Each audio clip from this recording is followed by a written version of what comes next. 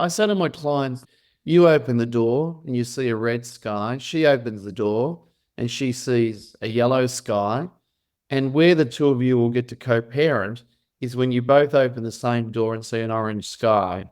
And that's really important to have that mixing, because if you shut out a person, a relationship, no matter how toxic it was, at the start when you formed that relationship, you loved that person. You created beautiful children as a result of that love that you have for that person.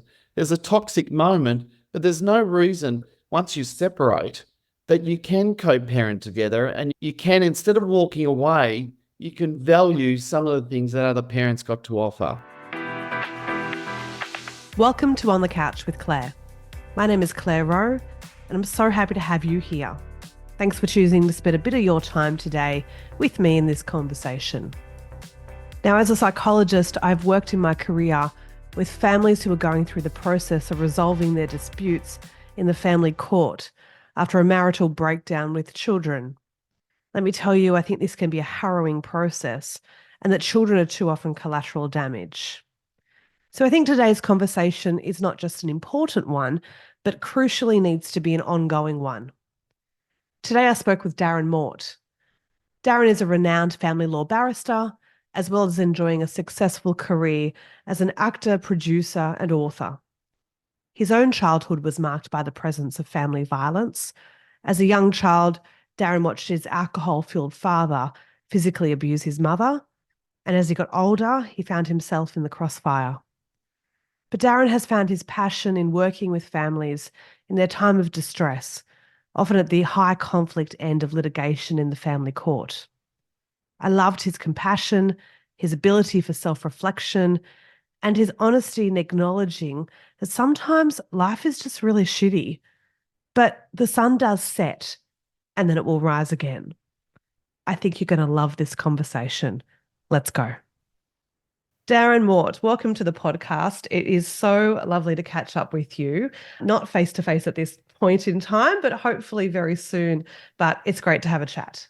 And it's great to be here. Good to see you, Claire. Smiling as always. So you have had a very successful career and still do, as it's not over yet, Darren,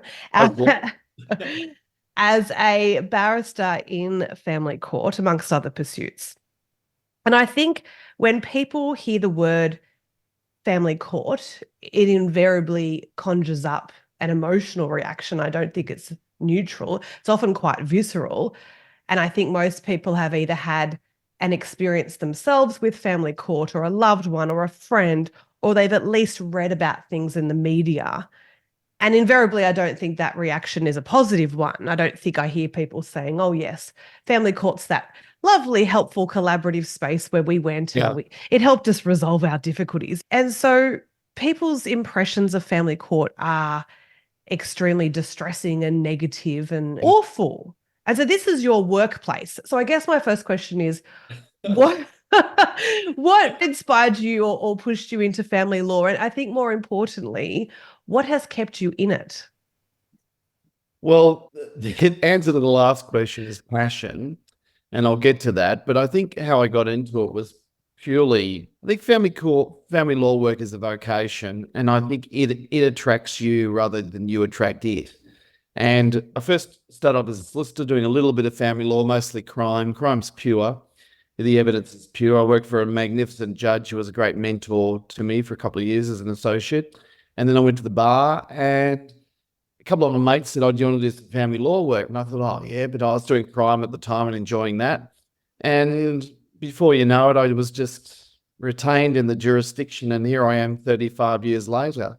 So it's weird, Claire. I think ultimately it's where I found my passion, and that hasn't happened overnight, but I think that's the answer to that question. Okay. And I think your story you've spoken about publicly before. You have had some experience with family violence and family disruption and discord. Yeah. Is that part of it? Is that part of the attraction? Or can you tell us a little bit about your experiences there? Yeah, sure. I think it's motivated my passions in getting the message out there to help people change their ways and their behaviors. But, as a kid growing up, I look back now And I don't think it's ever safe to judge your parents because you grow up and you make a whole set of mistakes yourself.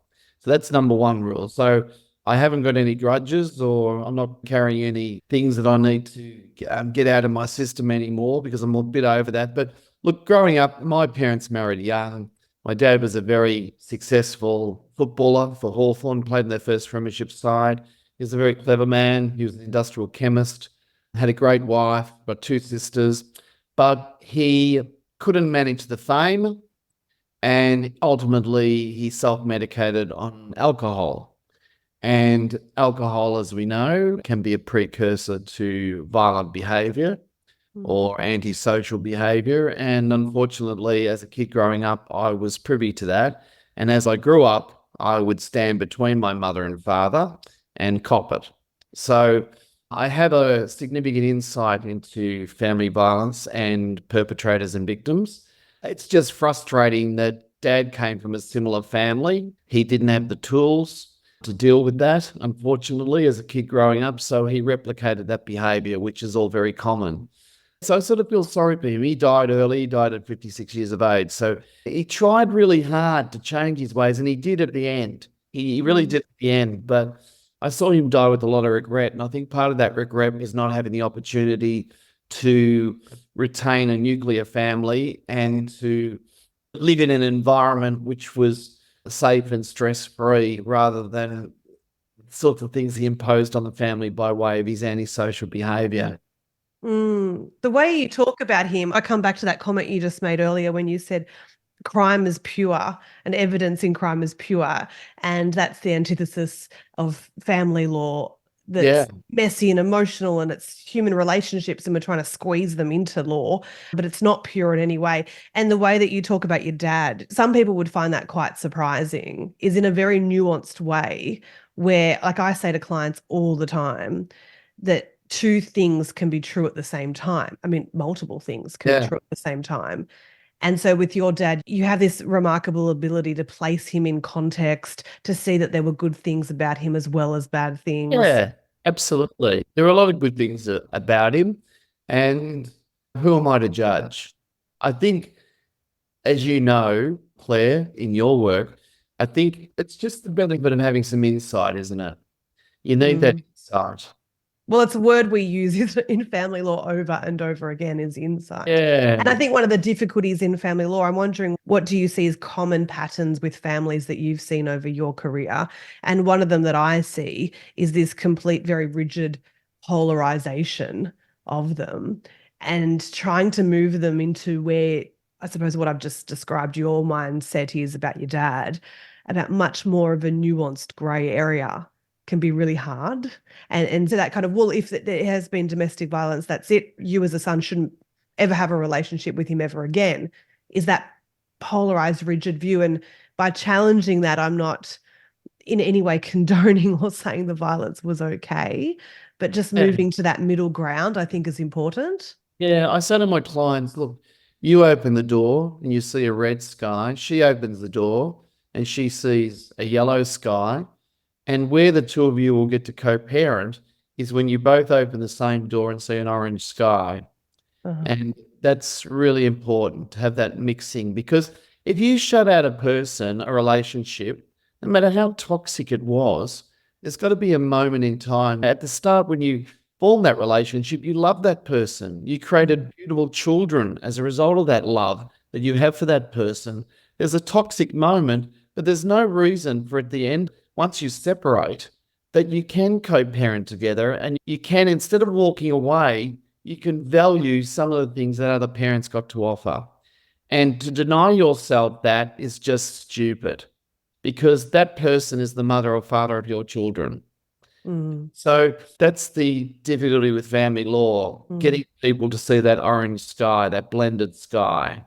Yeah, oh, absolutely. I love that analogy. I might have to steal that one, Darren. I'll credit you. But yeah, I suppose in coming back to your motivations of why you're in it and why it's become a passion for you, can I kind of be so cheeky to put it to you that for people listening to this and they hear you're a barrister working in family court, that for most people would mean engaging you is they're at the pointy end, high conflict, pointy end of that process of litigation, right? Sure. And so for those that hear that and think, oh, well, this guy's making a decent wage here and he's just really running these cases off the pain and distress of people, I thought I'd like to give you an opportunity to say why you do what you do to counteract that, because I think that there's this notion that professionals like yourself, colleagues of ours who work in this system, are kind of there in this self-serving way. And I think, no, they'd be in some other court doing something else if that was the case, right? Yeah. All right. Look, there's a lot of criticism with people overcharging, and I accept that. I mean, I'm doing a case today where the solicitors, and I won't mention any names, of course, but the client's bill's 2.7 million. I mean, how can that be, Claire? How can that be? That is offensive. Wow. So I get why people complain. However, I get up in the morning, my wife says, have a good day. What's your day entail? I say, well, after working all night on the case and waking up at times during the night time and thinking about the case, I then go to court. I argue with my client. Sometimes I argue with my instructing solicitor. The judge argues with me. I argue with the opposing barrister. And when I've finished at the end of the day, the client walks away, usually not jumping for joy, because who does in the family court? And I come home and I press stop, I have dinner, and then I press repeat again. And we go through and the next day of fighting with people. So it's not a pleasant job. The job for me becomes bearable because of, and I know this sounds corny, but the hope that I can make some difference. That's what it makes. I know nurses are out there. My wife's a nurse, making 2 cents a day. Teachers are out there earning 5 cents a day. And there are some amazing people out there with some incredible vocations. I'm just very blessed and lucky that I'm a lawyer and I get paid properly for what I do, right? And my rates are very modest, I would say, compared to a lot of other barristers. But the payback for me is what I learn from people, what I observe, how I can get people to listen, and hopefully how I can impact positively on their parenting for the sake of their children. Yeah, amazing. And in that way, the psychologist in me needs to ask, has that been somewhat healing for you personally? And have you gained this unfolding over your career of an understanding of your childhood? Definitely. Absolutely. It's been completely cathartic going through this. And if you'd seen me 20 years ago, I would have been as green as and made stupid, unintelligent comments to you with no insight whatsoever, I would have thought, because of course anyone can do family law. It's easy, as we know. Not. It's a very difficult, complex area when you're dealing with human emotions.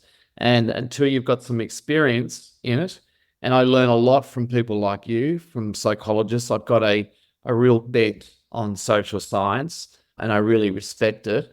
And so I've learned an incredible amount over the years, and it's given me the insight to look back on my childhood and be able to navigate through the issues that I've had, understanding what I've been through. Because at the end of the day, you and I are here doing it for the kids. And I have mentioned on this podcast difficulties that I've had with an alcoholic parent and as a child. And I think when I look back and I question what did I need as a child, it was to be seen and to be heard. In one way, I wanted people to see what was going on. In another way, I hid it very well. Yeah. But yes, working with the children that I have now over my career has been very cathartic in that way as well, and helping them to be seen for what their story is. Yeah. And the individual nature of each child being different, even in SIPships, inexperienced people, particularly lawyers, because they're not social scientists, often group kids together in a SIPship as having the same identity where they're just not. And it's easy to make assumptions and not intentionally ignorant, but ignorant takes on things where, as I said before, it's very complex. Complex little people. So for those parents listening, coming from someone who works as I do at that higher pointy end, higher conflict end of the spectrum where no one wants to get to. No one separates and said, yes, Yeah. oh, I want to run this case for 4 years and end up there. But suddenly they are. For the parents earlier on in the stages of maybe thinking about or just separating, what would you like people to hear, parents to hear, as far as the best thing that they can think about in putting their kids first, maybe on a practical basis? What should they keep at the forefront of their mind? Because just saying something like putting kids' interests first is great, but what does that mean on a practical basis for you? Well, I think it gets back to the analogy of the aeroplane with the oxygen masks. Put one on the parent first and then the kid. And I think that goes for the relationships too. I think both parents need to grab the oxygen masks first to settle down their relationship so that it does become less stressful for the child and to have some decency about it. So, for example, many years ago, I used to think, oh, if a mother has an affair on the side or a father, how could they do that to the parent? When now these days, I think, well, it not only takes two to tango, but there's something that's wrong in that relationship inherently that that third party is invited in, that there's room made in the relationship for that third party because something's not working in that relationship. If your relationship's working, there's no space for that third party. If there is going to be a third party, for God's sake, have some decency with your partner and say, listen, this marriage isn't working out. We've done the counseling bit. Let's call it quits. It's been a great time. I know it's tough. You'll probably hate me for a few weeks, but let's get things back on track. Let's be decent about this. So I think making sure the relationship is placed in a safe spot where parents are able to communicate with each other effectively. I think that's really important. And secondly, to focus on the child, to make sure they're not embroiled in any conflict, to make sure that they're seeing things like mum and dad at a concert together, or mum and dad at a sports ground together, or celebrating their birthday together, God forbid, just basic stuff. I would say, like, in a very crude way, I mean, God, you had sex with this bloke at least 3 times. He can sit next to you at a dance recital. Come on. Because what we see as family law practitioners, and it's palpable, and yet, unless you practice in the jurisdiction, you don't understand it. But it's like this palpable black cloud of hate that we see. Now, a lot of people work it out. As you said, we're at the pointy end, but it is palpable, the hate, and the fact that they're prepared to continue to hate each other and ignore their children. It's just the child sits in this midfield, in this battlefield where the parents are bunkered down behind their clumps of dirt, throwing hand grenades at each other while the child's watching the hand grenades fly over the bunkers. And it is just putrid. It is just putrid to watch it. It is so... You think about the animal kingdom, the mother lioness with her cubs. Do you think she'd be doing that? I don't think so. I don't think so. So that distresses me when you see that level of hate. Humans can hate like nothing else. It's awful, isn't it? Oh, it absolutely is. And a lot of human behaviors, I use that animal analogy. Many human parenting practices that you just would not see in any other species. And you think, gosh, we're not the smart ones here. But, we're seeing people, and when I work with them therapeutically, sometimes I'm seeing people in the utmost, most distressing point in their lives. I'm often seeing them at their worst. And as a therapist, I'm willing and requiring of them to be their best. It's extremely difficult when I think slowing things down in that initial stages of separation is good, that quick decisions don't need to happen. Let's just take a moment and a breath. Yeah, let's get some mindfulness happening. Let's tap into our bodies. Let's feel what we're feeling and validate those feelings. Yeah, I feel shitty. Yeah, he's left me. I've hardly got any money. I don't know where I'm going financially. How am I going to support these children? Blah, blah, blah. Just have some time out and process things and give yourself some time to validate your feelings. It's like when a kid falls over on the road and the mum or dad picks up the kid and goes, oh, come on, stop your crying. You'll be all right. Come on, we'll go and get a milkshake. Instead of saying, oh, gee, that's really bad that you fell over. Gee, that must hurt. Yeah, Dad and Mum, I felt like that when I fell over. It's not nice, but come on, we'll put a band-aid on that when we get home. And look, I'll put a smile on your face. We'll go and get an ice cream or a milkshake or whatever we're going to do, but validate the feelings. And I think you've got to do that. You've got to be kind to yourself and then start opening the pathways how your world might look in terms of co-parenting. Mm, I mm. think that's important. Yeah, absolutely. So for those that sometimes litigation is unavoidable, that's why it exists. Sometimes it's there. Are there ways the family court is getting things right? Are there ways that, as a system, the family court has an ability to help people? First, before we go on to how does it hinder families and what do you think needs to change?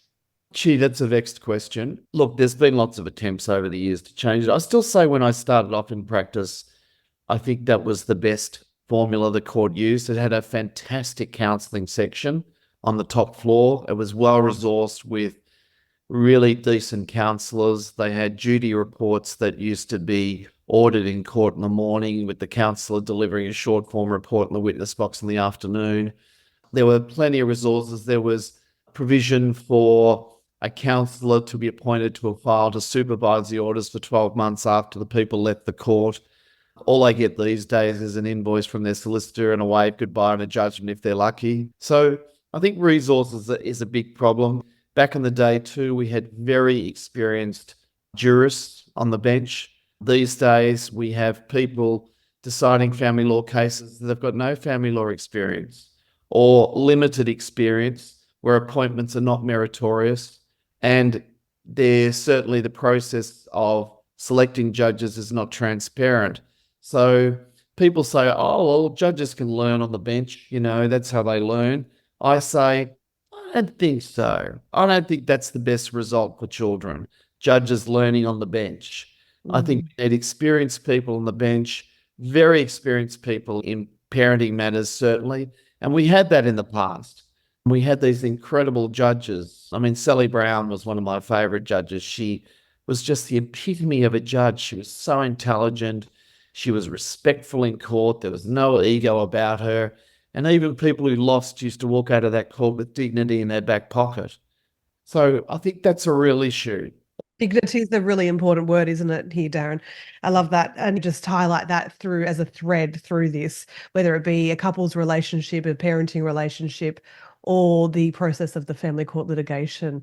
To put back some dignity with people is important. It's really important. I mean, there's a judge over in the States that I'm working with, and he's just the epitome of a judge as well.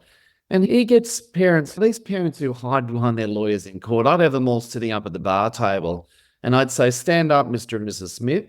Okay, you've got little Shirley here. She's 12 years of age. I've only got power over her for the next 6 years.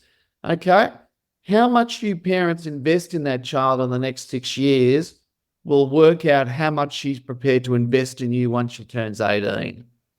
So you can either continue fighting and hating each other, or you can give little Shirley a bit of an investment here to kick on. It's your choice, you know? Are there judges that do that will talk to parents directly like that? Rare, Mm. rare. And the curiosity, Claire, is it's called the family court. Mm. And I think you said it before, that it's a legal framework that tries to squeeze in this massive social science, and two paths don't meet. If I had my way, I'd have a judge up on the bench and a social scientist, a psychologist sitting next to the judge, and I'd have one counsellor attached to each case. That's what I'd have. I'd have a whole body of mediators out there and arbitrators dealing with issues. You'd have to get leave to appear before the tribunal if it was a really sticky issue, but you'd have that level of experience on the bench from social science and from a legal background. That's how I do it. But these are the conversations that need to happen, right? Both with us as professionals, but then we've talked about outside, whether it be in mainstream media. These conversations need to happen. And I think by having conversations, we can acknowledge that we don't have the answer. We don't have to have the answer before we start talking about it. And I just want to use that to now have a chat about the other work you do. And you're an actor and a producer and an author, and you've produced some wonderful works in storytelling. interwoven with the theme of children, domestic violence, separating families. And so, not so much a question, more of a statement that I think that art in itself can be another avenue, can't it? I mean, you've managed to just interweave this beautifully and tell stories in a different way for people. It's so powerful. I mean, even what we're doing here, talking about things and people listening, they'll walk away with some knowledge that they haven't had otherwise. I was seconded to the Domestic Violence Task Force Committee in 2016, reporting to the Royal Commission on Family Violence, and that was headed by Chief Magistrate Lauritsen. And I learned a lot from being on that committee, and there were some wonderful people doing some fantastic triage work, as I call it, with parents and children dropping from cliffs at a massive height. And those people provided accommodation, financial relief, counselling, etc., etc. And I thought, that's great, but that's just more of the same. Why don't we do things a little bit differently? So I thought, why not trudge up that cliff's face and prevent these families from jumping in the first place? So I thought we need to create resources. There are no resources out there, or very limited resources out there for people. And films and books that are produced are often produced by people who haven't got the experience to get the right messaging across. I mean, you see a lot of Hollywood films on family law and you cringe. You think, oh God, they've really missed the point. And so that started me writing a book called Tommy and Tiger Terry, which was based on a true case. And then from that, we filmed Tommy on a submarine in Western Port Bay here in Victoria. And Tommy has been a huge success. I think it got nominated in 27 film festivals, won 12 Best Film Awards, was nominated for qualifying in BAFTA and Academy events, and now is embedded in a parenting program in the United States, which is being rolled out across America, which is incredible for this little film that we produced on a very thin budget at the time, really, with people putting in a lot of love and time to create this little film. So Tommy has helped to launch me, which I'm really indebted to and blessed. And so at the moment, I've got another kids' book coming out called Millionaire Magic Puppet Show in about 3 months. And in 4 weeks' time, we go into filming a film called Millie. And Millie's based on a little girl who is the product of two parents who are separating, not doing it too well, but trying to do the best for Millie and trying to work out their relationship as they go. So they've sort of got the mask, their aeroplane mask, half on and half off, and don't know whether to put it onto Millie, you know? And it's a beautiful film. And Jane Liscombe, who's done a heap of Hollywood stuff in Cannes. So all these amazing people have come on board. I'm blessed. And in Dream Screen, who do all the Star Wars stuff, because I've got a lot of dissociation imagery in this. So really blessed. So yes, that's exciting. And I got my novel published this year, Isla's Song, which I'm hoping to make into a feature film. Hey! Anyone watching on YouTube, there it is. There's the book. Yeah. Very, very generously signed for me as well. Hey! Nice play. And so, yeah, so that's exciting. And look, there's lots of exciting things coming up, and I'm really blessed to be involved in all of those. Look, it's a culmination, isn't it? It's a culmination of all the years you put in, and I'm a very creative body. I've always done acting and barristering at the same time. How do you do that? How do you switch hats between producer, barrister, actor? Well, I've always done it. Okay. You know, like even today, I got a script from Neighbours today for an audition on Monday, and I've always just done it, Claire. I'm a Gemini. I'm a bit of an airhead probably, but I've got these. Look, number one, I'm a good delegator, and number two, I've got amazing people in various pools in my life that I can run to help, that I cheerlead them and they cheerlead me. And that's a lesson in life I've learned. I had to learn through a lot of pain that you need to hang out with your cheerleaders and the people that you support as a cheerleader yourself. You need to hang out with those people because there are a lot of people around that don't sing from your songbook. And so I've had to learn a lesson over the years about that and staying in my own lane. And the universe rewards you. True believer in that. Look, I think we need to hit some of these issues with family separation from all angles. And so, what Tommy the film does in your future film is exactly that. We know that people take in information in different ways, and not everyone can be just talked at. Not everyone can be sat down with even a counselor or a psychologist or explain things to. And so, yeah, different medium and films and watching that can be extremely powerful. What's your favorite film? Oh, you can't put me on the spot like that. I don't, my favorite film ever of any films. Yeah. You know what? It's something like, this sounds like a bit of a psychologist answer. You know that Jim Carrey film, which sounds awful, but The Eternal Sunshine of the Spotless Mind? Oh, yeah. I love that concept. I could keep watching that film. Kate Winslet, I love that. I like films that Yeah. make me think about, would you take that option? Would you take the option of erasing your memory of that relationship? Yeah, I love the conundrum of that. And I love, So when you think of that film, you think of certain scenes. You've just told us about one of them I can sort of picture because I know the film.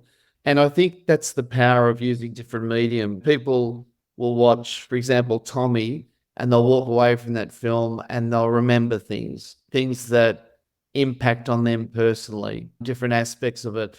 And the same when we're doing Millie and the other films that we're going to be doing. And I think films are a really important medium for that. Storybooks, or I think people get sick of listening to people, like, you know yourself, when you go to conferences, it's always great because you learn information and that, but talking heads, people standing up there talking at you. And I think that's why podcasts are really good too, because you've got a couple of talking heads, but they're sort of interacting off each other. So it becomes interesting rather than just listening to one person rabbit on. yeah, absolutely. Don't mean that disrespectfully. You know what I mean? Yeah, well, it's two humans connecting, isn't it? And so listening to that as being part of a conversation, and we all Yeah. yearn connection now more than ever. Yeah. Well, look, to finish up, Darren, you mentioned a short time ago that one of your lessons that you learned through a lot of pain was to surround yourself with your cheerleaders. I wholeheartedly agree with that. And maybe some skills of delegation. Is there any other lessons that you've taken, particularly from your time in family law and working with people in distress at this point of their lives, that you can offer people, maybe that has influenced your own family, the way that you connect with children at home, rituals that you've put in place, anything that you've taken from your career now that is a life lesson? Yeah, a couple of things. One is never underestimate the power of the dining table.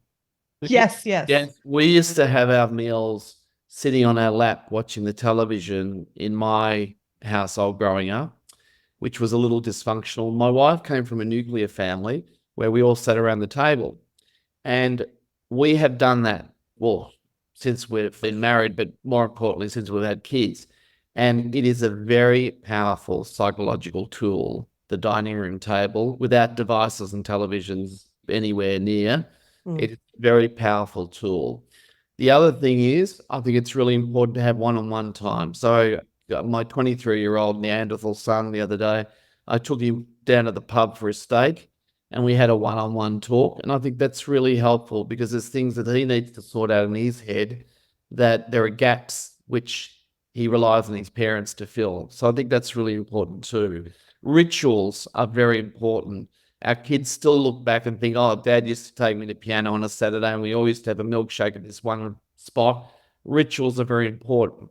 But one of the things just to finish on, which is always very compelling to me, growing up, we were a nice little Catholic family, but we had a Franciscan priest, Father Angelo, he used to lecture in theology, very smart man, but he had a Harley Davidson and a big beard and had the brown robes with the robe. And when things were shitty for us growing up, he used to say to us, you know, you can sit there and write out a list and set out all the problems you have with your parents. But he said, you'll grow up and form relationships and you'll have a list just as long as that list in terms of things where you've cocked up.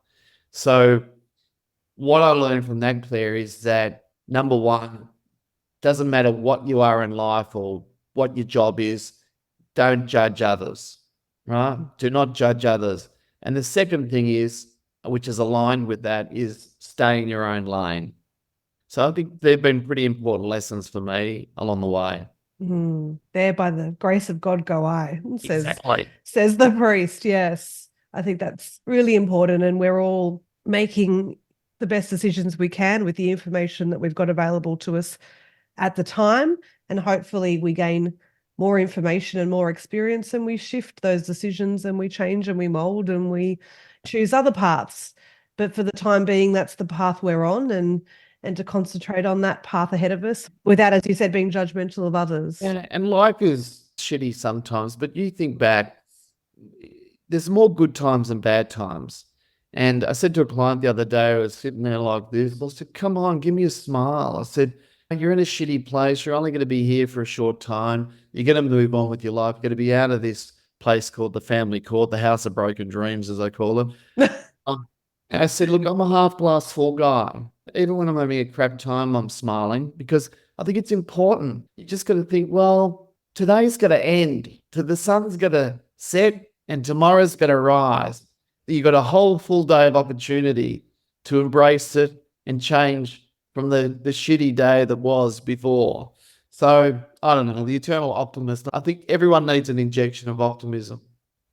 Absolutely. Great message, Darren. If people want to find out more about your books, your films, where can they go?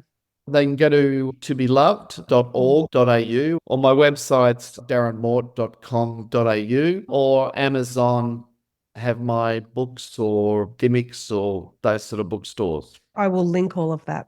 It's been great, Darren. Thank you so much for the chat. Yeah, thank you. Thank you.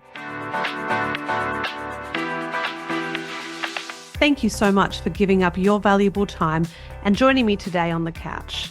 If today's conversation spoke to you, consider sharing the love and send it to someone you know who needs to hear it. Don't forget you can watch this full episode on my YouTube channel. And if you've enjoyed today's conversation, all I ask is that you hit that subscribe button. It helps us to be able to deliver bigger and better content to you absolutely free of charge.